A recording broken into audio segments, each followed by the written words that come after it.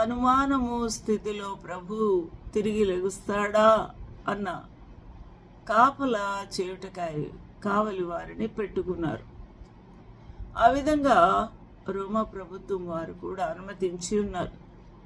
అయితే వారు దొర్లించిన రాతి సమాధి ఏమైంది, రాయి ఏమైంది, యేసుక్రీస్తు ప్రభు సమాధి చేసిన తర్వాత ఆయన ఏమి చేసి ఉన్నారు అనే విషయాన్ని ఈరోజు మనము ధ్యానం చేయాలి.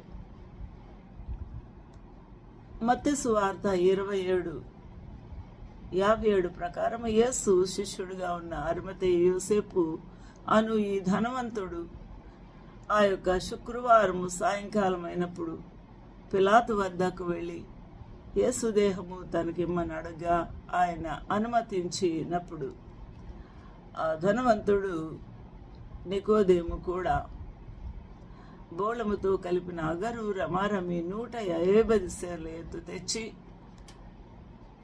సన్నని నారబట్టలో మరి చుట్టి సమాధి చేసి ఉన్నారు, అనగా పాతి పెట్టి ఉన్నారు.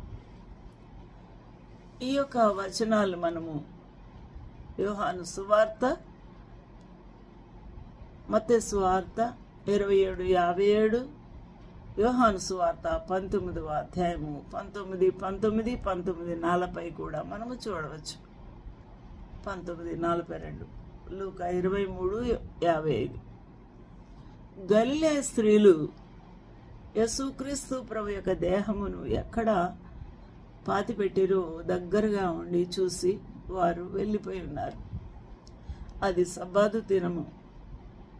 ఇక ప్రారంభమయ్యే సమయం లోపులేనే గలిలేకి వెళ్ళిపోవాలి, దాదాపు 120 కిలోమీటర్లు.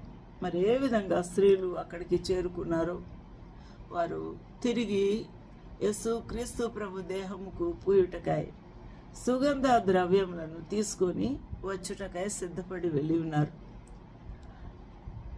యేసుక్రీస్తు ప్రభువును ఆ యొక్క సమాధి చేయుటకు ఉన్న తోట గెత్సెమనే తోట. యోహాను 19:42 ప్రకారం ఆ సమాధి సమీపంలో ఆ తోట ఉంది కనుక ఆ దినము యూదులు సిద్ధపరచు దినము, పస్కా పండగకు ముందుగా వచ్చు దినము కాబట్టి యేసు దేహమును వారు అందులో పాతిపెట్టారు.